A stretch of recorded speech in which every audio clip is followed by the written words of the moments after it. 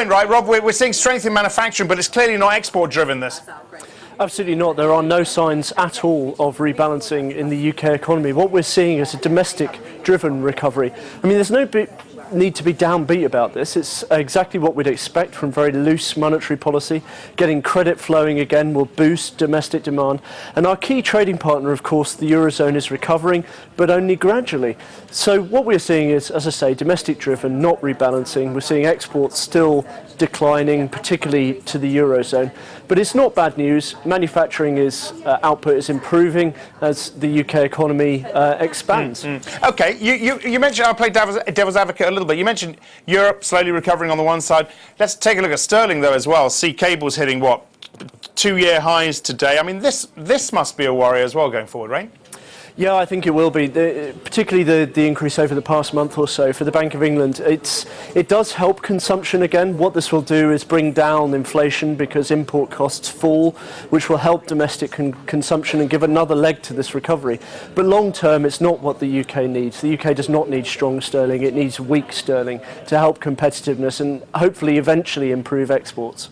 All right, so over the next year, Rob, how do we reduce this unbalanced or unwind this unbalanced domestically driven growth in the UK? Well, I think over the next year we're not going to unwind it. We are going to keep interest rates. I mean, the Bank of England is very likely to keep interest rates very low over the next year, 18 months. I think the first hike is coming mid-2015. And I don't think we'll see any progress on the trade deficit at all over the next 12 months.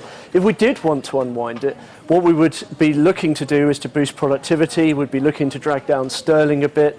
We might even think about raising interest rates early. I know that would probably push up sterling, but equally it would probably slow domestic demand a little bit. Yeah, all right. And I know, let's bring the housing debate into this as well. Mark Carney spoke at the Economic Club in New York last night. Require vigilance but not panic. I mean, he kind of had to say that, didn't he, Rob? That's going to keep the markets calm. But what sort of vigilance are we likely to see, and how quickly?